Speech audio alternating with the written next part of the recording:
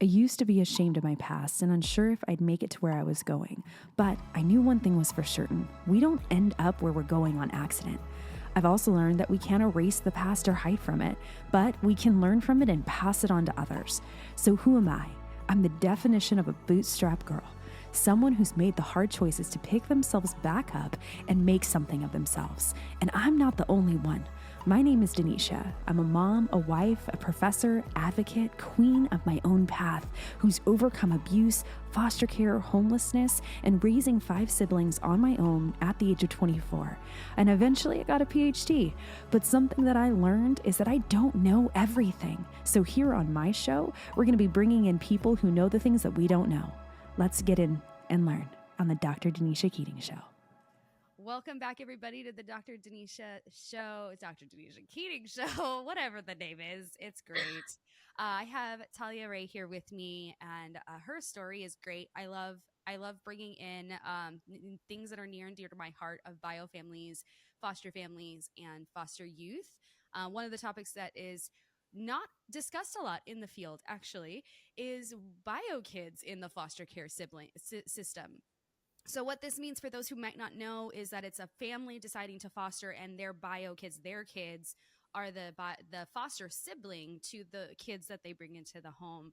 And we've seen some wild things online recently where it's like people saying like, "Oh, I purposely treat my bio kid this way so they understand how good they have it." And I'm like, "Ugh, why are we doing this?" Like it drives me insane when people are like, "I have to show you." I'm like, "Look, here's the deal. Mm-hmm. No, no, but we have to have this conversation, especially for those who are wanting to foster. They have their own children, and then they're wanting to foster other people's kids.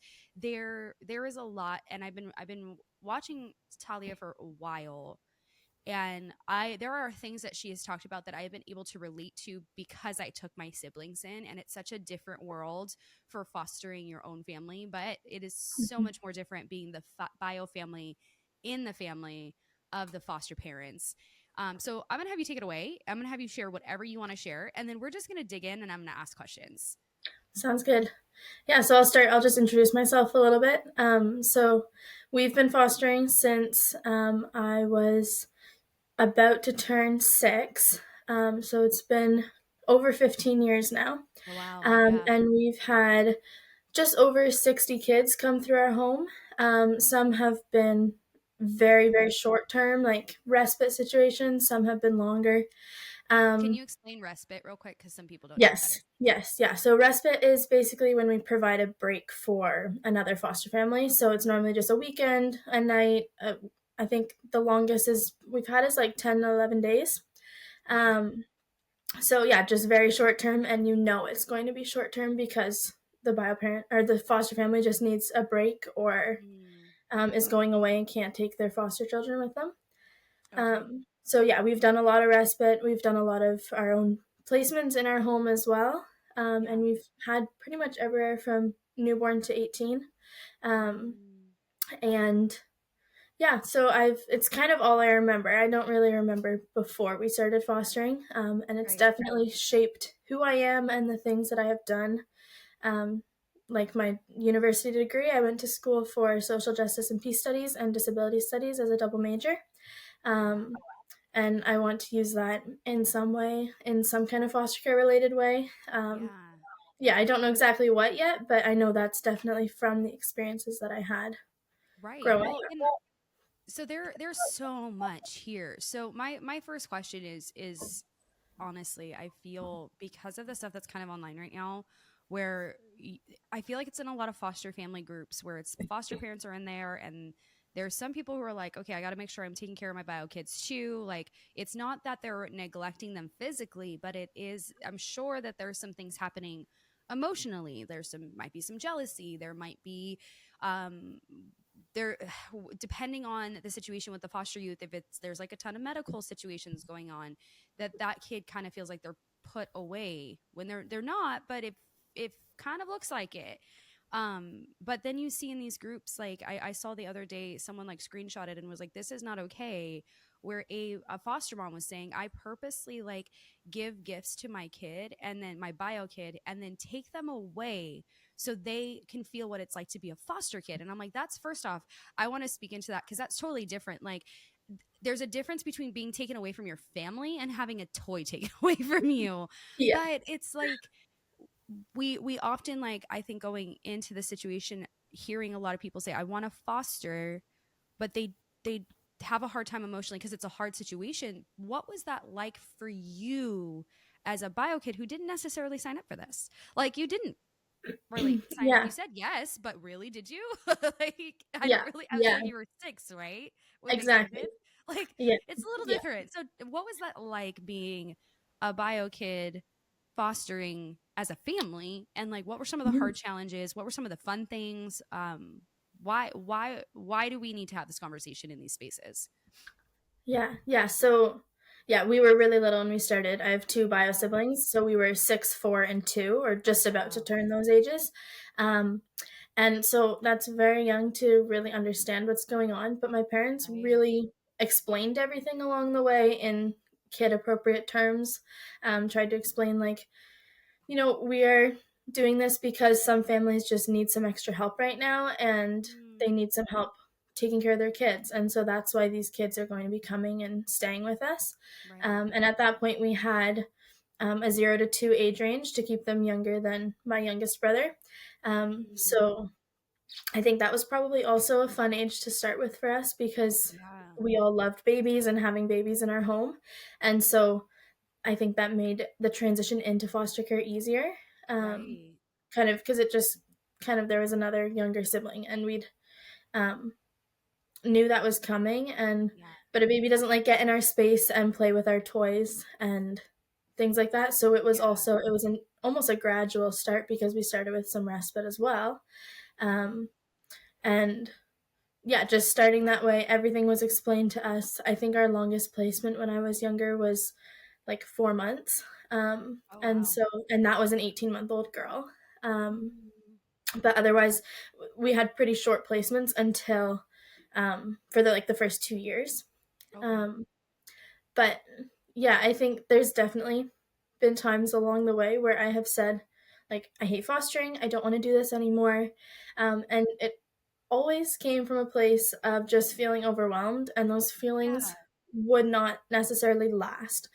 Yeah. Um, And it's it not was, jealousy. It's being like, it's being overwhelmed because mhm, okay, so as a foster parent, what you sign up for is like caseworkers at your house all the time, a bunch of appointments, all of this other stuff to take care of the foster youth, like visitations with the bio family and all that. But what, as a bio family, a bio child in this family, what is it like for you as the sibling? Like, what did you're not driving them to these appointments, but like for mhm. you, what did that look like for you and your siblings to like tag Yeah. along with this? Yes, yeah. So we were also homeschooled, so we were home all the time Oh, wow. while we had the kids, and so Sorry, if the there were taking over of appointments, beef. It's yes, all yeah, ugh, that's yeah. rough. So yeah, when there were appointments, we were going to appointments, and Yeah. or like going to my grandparents, and they were watching us. So there is definitely a disruption to the day to day life that we were Yeah. having and experiencing, um, and yeah, I don't like look back and think negatively about any appointments that I was No. brought to or like Yeah. going to my grandparents being babysat, but it definitely kind of broke up the rhythm that our days Yeah. typically So led. can you go over like what it was like for a normal day compared to like what it was like when it got disrupted? Because I think some people need to see the whole picture because they're just like, oh, you just had to go to grandma and grandpa's. It's like, no, like what was a normal day that wasn't disrupted versus one that was, just so that people can Yeah. understand. Yeah, so before we started fostering, we were a lot of just like school didn't take us very long because we were so little. It was just a couple hours a day, mostly like Mm, reading stories and um like doing simple math, things like that. We would sit at our kitchen table, we would do the work, and then we would go play. And we mm, would just be able to play until my dad got home from work, or we'd go out to the park or to like mom groups with other kids our age. Um, and just, it was a very just open schedule because we had other yeah. friends who were homeschooling, other friends with young kids, and we would just kind of have those play dates and Mm, fit that in. after we started fostering, when there's appointments and things like that, it would break up. Kind of, we would start some school, then we would go to an appointment, we would come back, have more school, and it would push our school days later, or yeah, like things would just kind of, we'd have to start school later in the day, things like that, that just didn't necessarily feel like a major disruption, but I can tell, and kids know Yeah. how that disruption feels, even if they don't Right. Well, and kids say thrive it. when they're at all ages, kids thrive off schedules. And so when your Mm-hmm. schedule gets disrupted multiple times in a week, Yeah. it actually like I would on it like the first thing that went through my head was like, dude, I would feel like I went from like a couple hours of school a day to school all day long because Yeah. you're not actually getting it done. It's kind of like you're starting over when you get back to Mm-hmm. your homework and you're like, what did we Yeah. learn this morning? I don't remember. Like, let's start over. Like Yeah. that's how my brain is. So I would Yeah. feel like suddenly I'm like, man, I would honestly feel like I was just doing school all day and going places, but not fun places. Like it's like Mm-hmm. some of the appointments too is that you go into the counseling office or like a CPS office and you have to just sit there and like, yeah, sometimes there's toys and stuff, Mm-hmm. but like you're not being like, it's not, it's not your place. You know Yeah. that it's not a place for you. So you're like being told Mm-hmm. there's more stress. And so usually parents are like, hey, sit still. Hey, don't do this. Hey, don't do that. And you're like, okay. Like Mm-hmm. okay. Yeah. And it's not, yeah, it's not like it's bad, but it is one of those things that it's just like you notice a difference. And it's Mm-hmm. not when it's not something I would want to sign up for every day. Like I'd be like, I'm a kid. Like I want to play Yeah. at the park. Yeah. And not being Yeah. able to do that, or like things falling through the cracks because of that. Like I could see a lot of that happening, and it's not intentional at all, No. but it No. does make you go, okay, our schedule is very different right now, and Mm-hmm. there's no flexibility to let it be fun or to let it be relaxing. And then as you Yeah. get older, it's like, oh, okay, we're gonna go do this again today. Okay, Mm-hmm. cool. Wanted to sleep in, can't do that. Shoot. Like I mean, teenagers, we don't. It's not that we have attitudes; is we just have preferences. Mm-hmm. Like, Yeah. that should Yeah. be like a shirt. I'm a teenager. I don't have an attitude. I have a Yes. preference. Yeah. But I'm gonna make that actually. That's a really good shirt idea. But I think that there is this narrative right now out there that it's like you don't have a voice if you're a bio kid. So Mm-hmm. how have you navigated talking to your parents about that Mm-hmm. when like maybe you're like, I don't want a placement, like I don't want to take a placement today. What Yeah. does that conversation look like? Yeah, my parents always kept us super involved in the conversation, and um, ultimately the final decision to take a placement came down to them, because that's not a fair burden or expectation to place on an 8, 9, or 10-year-old. Um, but we were definitely involved in the conversations, and as we got older and into our teenage years, we were even more involved in those conversations. Okay. Things were explained in very like age appropriate terms. So when we were younger, it was, a kid needs a place to stay, how do you feel about them coming to stay? And I don't think we ever had a time where we were like, nope, no, don't want a kid to come, because it was, after a while, it was just normalized, and that's just what we did, and we all enjoyed doing it. And so um, there was kind of, there was that. As I got a little bit older and we had more conversations, and we could understand things a little bit more, why kids were coming into care, um, without necessarily specifics, but we understood a little bit more that it's abuse and Yeah. neglect, and not just a family like needing help, as we were explained when we Yeah. were younger. We could understand how significant some of these cases were. Um, and so I would say most of the time we had no issue with taking a placement.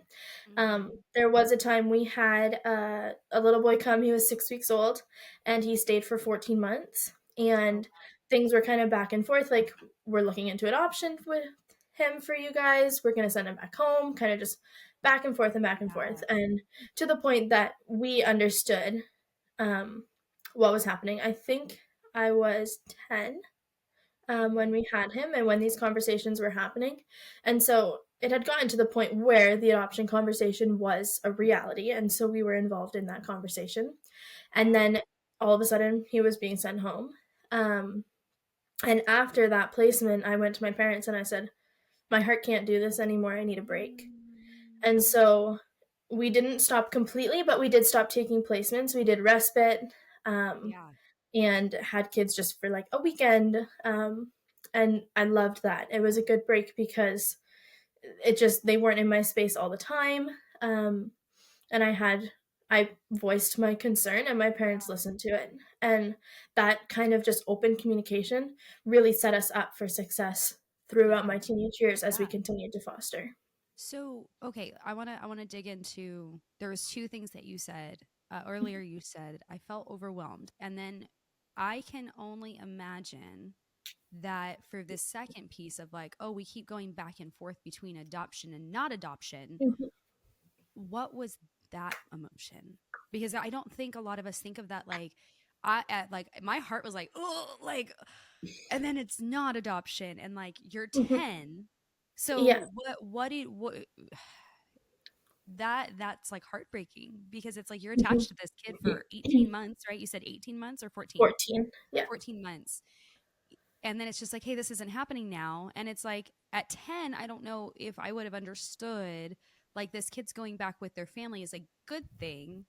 But at Mhm. the same time, it's like, but that's my brother or sister. Like, Yeah. that's ours now. We were gonna adopt, and like that was person Yes. was part of our family, and then it wasn't. Yeah. He or she wasn't anymore. So what would you say, like, for feeling overwhelmed and then feeling this emotion of just kind of like, I feel like whiplash, and Yeah. like not intentional, but it's Yeah. like, dang, like my heart, like I feel like you said that, I was like, I hold on, like I have to Yeah. process this, and I'm 35. So what would you say that emotion is? And like, can you walk us through just a little bit of how deep that felt? Because I don't think people Yeah. think of Yeah. So he'd been with us since he was 6 weeks old. So essentially that. a newborn. His whole life. Yeah, it was all we were the only family he remembered. Um, Mm, he had visits and stuff with his bio family, of course, but he only remembered living in our home. We mm, had all the milestones with him, like his first smile, his crawling, mm, his walking, things like that. And when you hit all those milestones and he's full time in your home, very limited access, it would just be like an hour at a time, um, yeah. a couple times a week. It doesn't feel like they aren't part of your family. Right, Um, right, right. and when he'd come so young, and he was just fully 100% my brother. And I remember um, I feel like it was especially hard at night when there was nothing else to think about when I was trying to fall asleep. Like I remember my parents standing in my room with me. I was on the top bunk, so they had to stand to like talk to me. And I was just like, I couldn't stop crying. And that was 2 months before he ended up leaving because we'd kind of been told like tomorrow's court date, he's going home. And so, Mm, so many big emotions because he would have been 13 months old then. He ended up going when he was 15 months. Um, and I just remember so many emotions, so many things going through my head, and like I was just so scared I was never going to see him again. mm, Um, and so then the next day, the court date happened. He didn't get sent home, and it was like every time there was another court date, it's kind of same thing would happen. Was Um, there like a false hope of like, oh, maybe he'll stay? yes, especially after that court date where we were told he was going home, and Yeah. they didn't send him home. That adoption conversation kind of reopened. Um, Oh, so this it back was and just forth. Yes, completely back and forth, opposite sides of the spectrum. And Yeah. I would almost say when he ended up leaving, I'd grieved so much already that there Yeah. wasn't as significant of grief when he actually left because it had just been so long of me grieving Yeah. his leaving You're just like, before he okay, even left our now I home. can actually just kind of figure out where I want to, what I want to do and Yeah, say right now. yeah, yeah. So so there's overwhelm. And that's so wild to me that people are like, well, kids don't feel, they just have big emotions. It's like, no, they have a right. Someone once told me, they said kids have the same amount of emotions of adults, but Mhm. not the ability to process and understand what that Yeah, emotion is. And I'm like, yeah, dang, like if I struggle as an adult, a child is going to struggle because they don't have the words or the yeah. capacity to say, this is how I feel. When it comes to, and I think and you can always say like, no, I don't want to talk about that, but because of grief, because of overwhelm, sometimes we see behavioral things happen within ourselves, like just depression, anxiety, Mhm. anger. I get ticked off real quick. I'm like I'm done. Yeah. So did you notice any of those things, like grade slipping, things like that, or like just not desiring to do school? Like, did you notice anything like that for yourself during those periods of time that maybe somebody would be like, stop acting out, but you're like, like, a big Yeah. emotion, Yeah. preference, not emotion. Yeah, no, I'm trying to think back. I don't necessarily remember anything super significant happening then. I'm going to jump around a little bit. Yeah, He go ended for up it. coming back into our care 3 years after he went home. Oh wow. Um, and he Okay. stayed for another like 14, 15 months, went home again. Now, every year around the time that he went home that second time, especially when I was in university, there was one day I was doing school and I was like, I cannot focus. I cannot think about this paper. Like, I have no interest in writing. Yeah.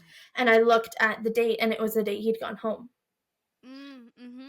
Mm-hmm. And so that was like, I didn't even know. I Yeah. didn't You realize forgot. it You was forgot the that date. day. Yeah. Yeah. Yep. Yep. Yeah. That happens So to me all the time. yeah, I was like, I didn't expect it at all.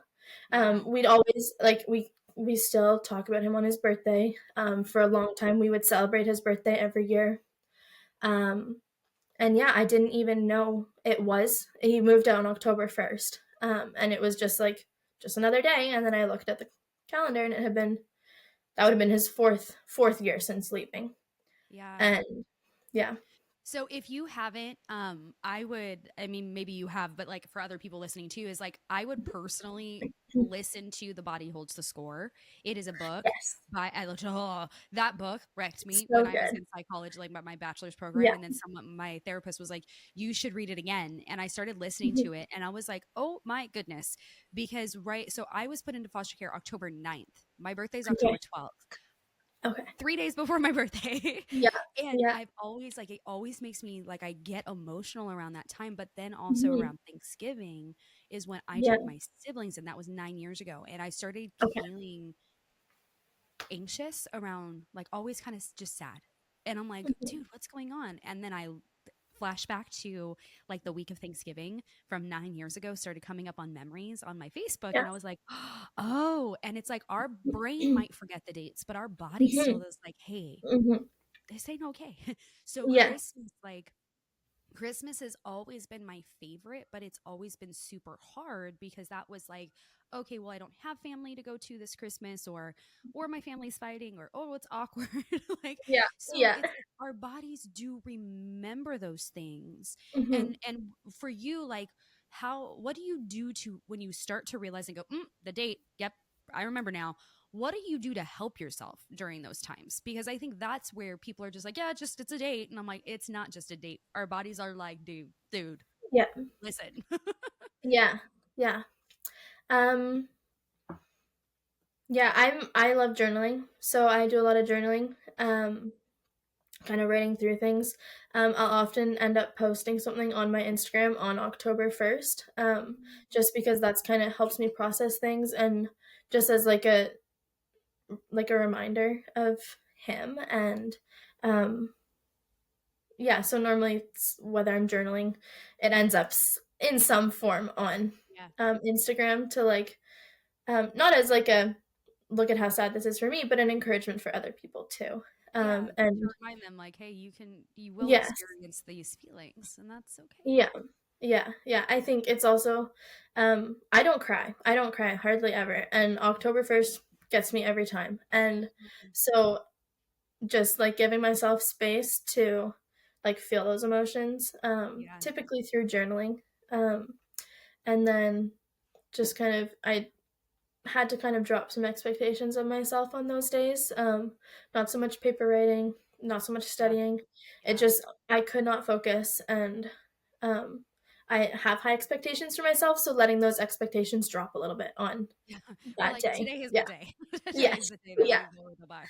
It's just, I think it's hard because we're not taught like how, and I'm going to say this word and people are going to go, it is traumatic when Mhm. someone you love is ripped away from you. And as a kid or an adult, it is hard when we love someone so much and then we just don't get to see them anymore. And that Yes. is something that it is like our brain registers this as like, hey, this is trauma. Like we've lost this person.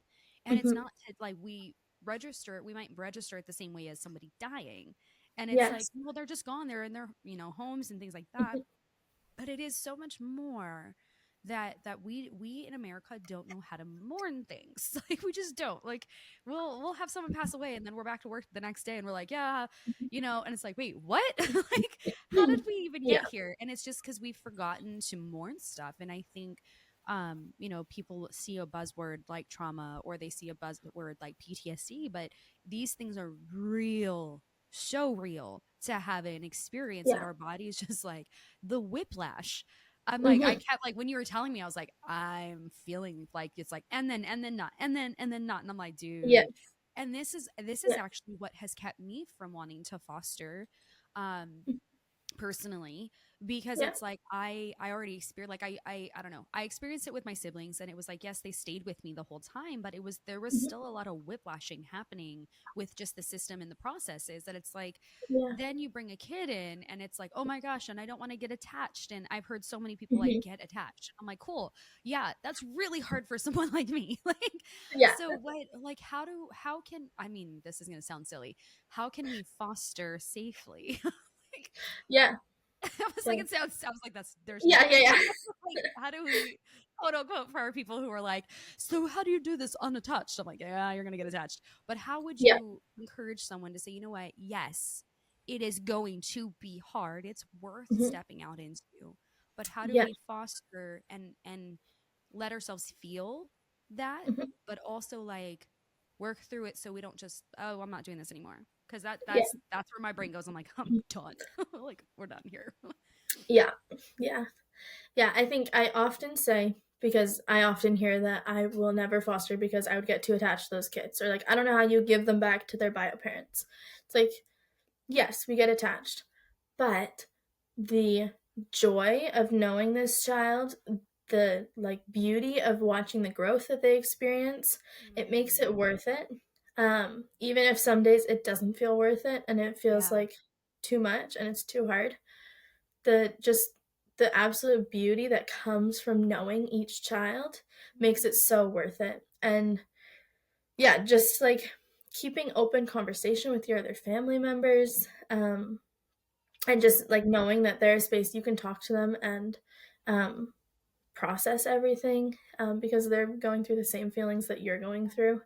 So um, that's kind of how I would say you can kind of foster safely, is just it really comes down to the communication, and Yeah. knowing that other people feel the same way you do helps you not feel alone in that grief. 100%. And then how do we foster with our bio kids? Because Mm-hmm. that, like, I really have seen a couple of families have that harder conversation of where, like, the kids, like, I'm done. Like, they get to the point where they're like, I'm done now. Like, we need to Yeah. stop now.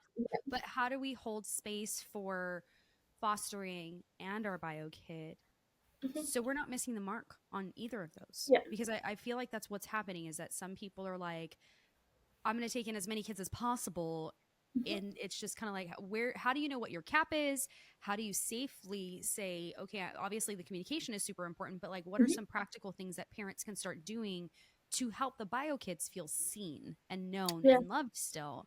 Because Mm-hmm. I'm just seeing all this stuff and I'm like, it's wild out here in these worlds. Yeah. It's wild in Yeah. these parts. Yeah. Um, yeah, keeping that kind of along the lines of that communication, spending one-on-one time with your kids, um, Mm, and allowing them to talk about whatever they want to talk about. If they want to talk about the kids that you're caring for right now and how frustrated they're feeling, then that's great. If they want to talk about school or their sports, just kind of let them guide that conversation and just connect with you. Make sure that even as you get caught up in the busyness of the everyday things of foster care, the appointments, the visits, the behaviors, that you are still making that time to connect with your bio kids, because they are your yeah. forever kids. Your Yeah. foster kids are not your forever kids. And I don't say that as in a treat them different, but No. remember that your foster kids are temporarily in your home and you want to continue to pour into the kids that are forever going to be part of your family. Yeah. and make sure that connection that you guys have is really strong still. Yeah. Um, yeah, Because and we are seeing this, and like just from conversations, if you're ever in a Facebook, like foster Facebook group, there mhm, are people who were like, well, my kid will be fine, they just need to get over it. I have to love this other foster youth coming into my home. yeah, And but it's like, you guys, mhm, we can do both. We can do both really yeah, well. It'll still be hard and there'll still be challenges, but like, mhm, we don't have to risk the relationship with those who are staying in our home yes, to say, sorry, we have to put you on a back burner. It's the same thing of like having a relationship. Like, you don't have to, it's best friend stuff, like yeah, you're not going to risk everything for someone you just met versus someone you have a long-standing relationship with. Like, yes, you can still treat them with love and both in care and all that stuff, but mhm, like, you're not just like, okay, you're here for 6 months, okay, well, you that have been around for 2 years, see you later, never seeing you again. And mhm, that's what's happening within bio kids and foster care kids. And yeah, that's like, but we also don't want to do the opposite where we've seen is the yes, foster care kid gets treated like Cinderella. And I'm like, guys, literally, there's called this middle ground. There's yeah, so many, like, I'm just like, hey, y'all, do we have to swing so far left and right now? Like, can we mhm, just yeah, stop swinging? yeah, Just sit in the middle for a minute. yeah, I feel like it is a swing because you see it and you're like, what is happening? Like, mhm, you have foster care kids who are like, wow, I was treated like crap in foster care. And then you have bio kids coming out saying like, I was treated like crap as a foster mhm, care bio family. And I'm like, what? Like, can we yeah, not? Okay, so if you, because I know you do speaking, right? And you have mhm. a book, right? Am I wrong about I'm that? Or working you're on, writing? I'm working, I was like, you're right. I was like, I thought I saw you say something about yeah, writing one. When you have a foster parent approach you and say, well, my kid, my bio kid, is just being ridiculous and they don't, and we are trying to save the world, how do you have that hard conversation? Like, what would you tell that parent? Like, I just want to be in that conversation, like a fly on the wall. Just like, tell me what you would say. mhm. Um, yeah, I think it's important to remember that every kid is different.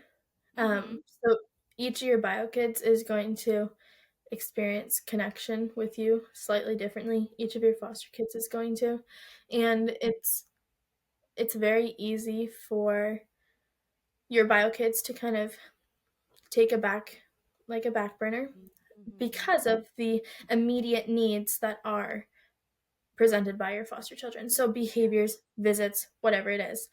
Um, and just making the time to remind your kids, your forever, your bio kids, that they're not on the back burner and you still want a relationship with them, because I think that can be a fear that kids have Yeah. is um, feeling replaced, Yeah. and you definitely want to make sure that is not the situation that's happening, and work through that with your kids so they understand that they're still loved and valued and cared about. Um, See, I come to the yeah, conversation with a bat and I'm like, full, like, like, what you doing? But I love that you're kind of like, okay, hold on. Like, there's emotions from the foster parent coming to you already.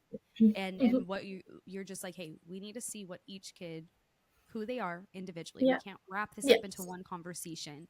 And I think mm-hmm. that that's what the problem is we are wrapping up everything into one conversation and we're Yeah, just like, well, we just put our nose down and we grin and bear mm-hmm. it and it'll get better and we'll have better seasons. And it's Yeah, like, hey, no, just like you are different. Every kid mm-hmm. is different. And Yes, I'm just coming in, I'm like, dude, like, stop. Like, this is probably why I yeah, don't get us to speak a lot. I'm just kidding. But true. Like, I'm a little more like rough around, and someone told me that yeah, once. They're just like, girl, you're really rough. Like, you say the hard truth, but like, dang, like, can you soften it a little bit? And I was like, no. Like, no, sometimes we yeah, need, to be fair, this was like the 30th time I told this person too. So I was like, I told you nicely before. You yeah. needed a I little was bit gonna more say like toughen I'm up. the same way. Yeah, I'm like, if it's a first conversation, I think I'm pretty nice. But I'm like, 30th time, I'm like, y'all, like, why are we doing what we're doing? But it is yeah, heartbreaking when we forget that each of us are built so differently. And I mm-hmm. think like when you said that, I was like, dude, there might be one kid who's really vocal in our family who's like, I'm okay, I'm doing good. And Yeah. then there's the one who's not. And I tended to not be vocal. I kept my voice to Okay. myself and was just like, cool. But as I got older, I was like, no, like, we're going to talk this out. Like, I'm going to be yelling and Yeah. mad and cussing because I got to a point where it was, I wasn't heard. And that drove me nuts because I come from a big family. Mhm. I'm one of 11 bio siblings, and I'm number 4. And so it was like, I have that middle child syndrome, but also like the adult, like firstborn child syndrome. And Yeah. so it's like, Yeah. I'm not heard, but I am heard, but I have to submit. And it's like, I'm very different than like one of my brothers who's just like, I'm just never gonna say anything. And he'll say things like under his breath or like behind closed doors, but he would never say Mhm. something publicly. And I've turned into the person who's like, we're gonna talk about it. We're gonna have a hard Yeah. conversation, because Yeah. I've watched how that stifles him and makes him Right. like, he's just like, I don't have the strength to say it. And I'm like, I'll go with you. So Yes. that's where I think, if a sibling is like, I'm noticing my other sibling retreat, or parents are noticing that a kid retreat, it's like Mhm. they might say that they're fine. They might be like, I'm good, and they're not Yeah. good. So it's like, maybe they're not displaying behavioral issues. Maybe you're like, they're doing perfectly fine. They're getting good Mhm. grades, but then you like hear them crying at night and you're like, oh shoot, how long has that been happening? And you're like, years. And you're like, oh my God, like, how did I miss that? So it's like, you're right. We all process it differently, and we Mhm. all like kind of sit in that differently. So it's like, we need to see each person Yes. for what they want and need. So I mean, like, therapy is always really really good, but I feel like as a kid, like, I'm always like, why am I sitting with this random stranger? I hated therapy at like 15. I was like, this is so Yeah. stupid, because it was like, if you had a magic wand, I was like, and we're done. Like, we're done. This conversation's Yeah. over. I was so mad that that was always the conversation that they had. And I was like, I think I said once, this is how ratchet I was. I was like, I'd hit you over the head with it. She's like, and I was like, look, stop asking me that question. It's a stupid question. But sitting Yeah. with someone I trusted, I was like, this really Mhm. sucks. I'm really Yes. exhausted. I'm tired. I feel these things, but I wouldn't tell certain people that I didn't trust in that. So what Right. are some ways that we can then also, because like, we can only give so much to people as a parent already. Mhm. You said community is like such an important thing. So how can we wrap our kids around with community, but not make that like, oh, but you have all these people around you. Like, how do we still stay connected with our kid and have community wrap around them at the same time? Yeah. Um, yeah, in general, just like that open communication with your kid that is going to um like help them see who all is there for them. And that might be just like having a play date sometimes, or like, I know that was really important for me, is getting out of the house, getting a break from my foster siblings, Mm-hmm. and spending time with other people. Um, or if our family went over to a friend's house, just that kind of, we never said like, look at all these people that you have necessarily, but I think as a kid you can sense it and see how Yeah. many people are there for you and want to spend time with you and want to pour into you. um, and that's a really big thing for me too, is now as I'm older and I know younger Mm-hmm. kids who are fostering, or teenagers, I want them to be able to look around and see all the people that are there for them, and other people who have gone through the same thing as them, without Yeah. me saying like, I'm here for you, I'm your community, because that That's they might awkward. be like, that's really weird, why are you saying that? Just kind of showing it with actions. Yeah. This is my community. Yeah. So weird. So, Yeah.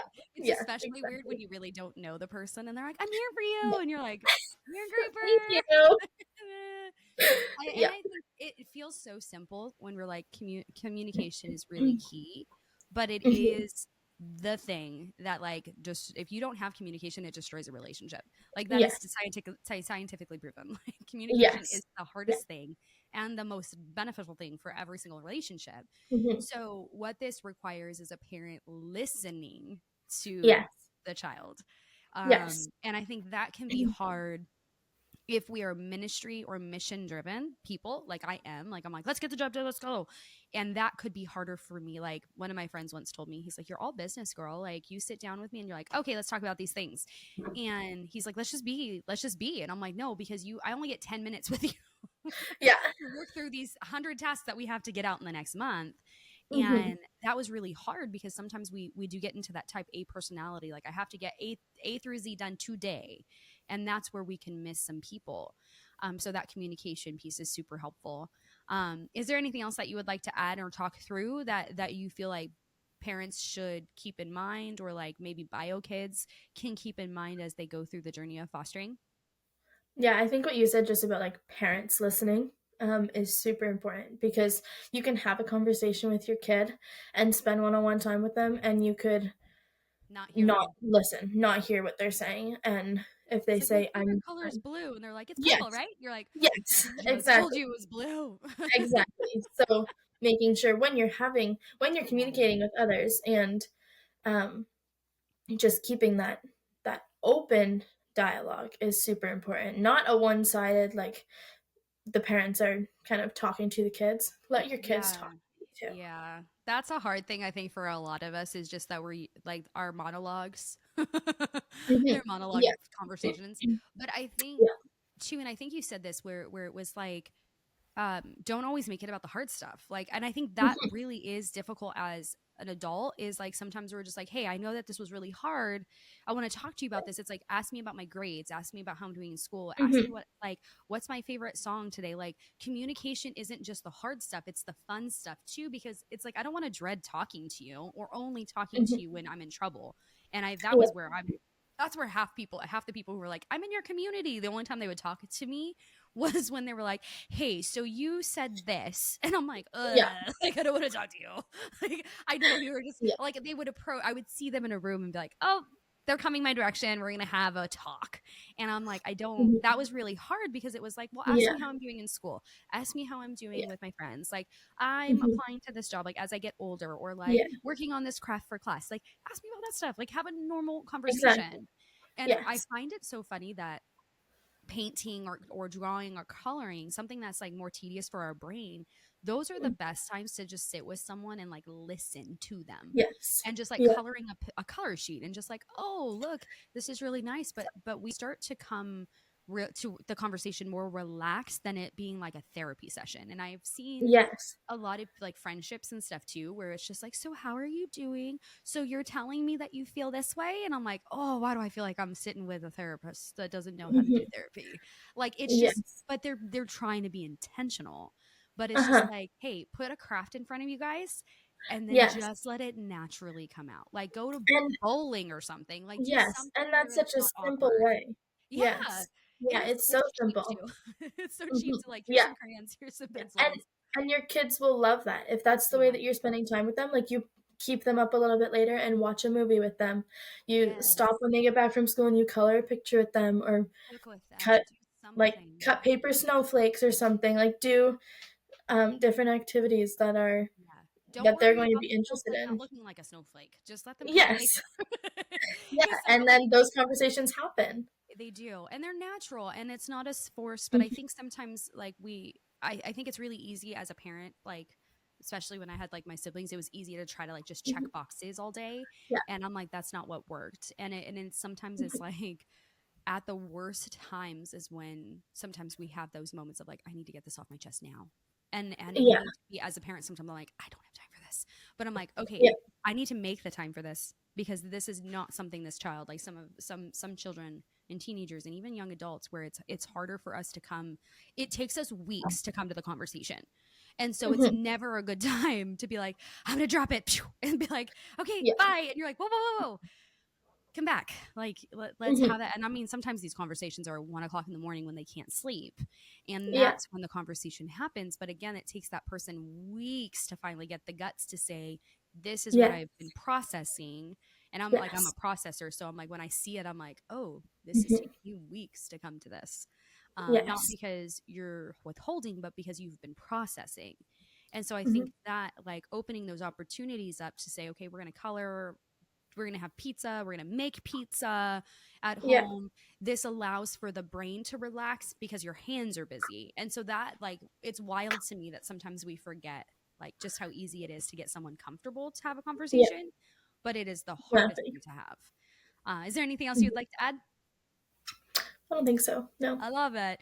This is such a good conversation and reminder. Like, Mhm. communication is freaking key within this, and like Yes. being showing Absolutely. up with grace, and showing up understanding that bio kids will have emotions and feelings just as much as we will as the foster parent.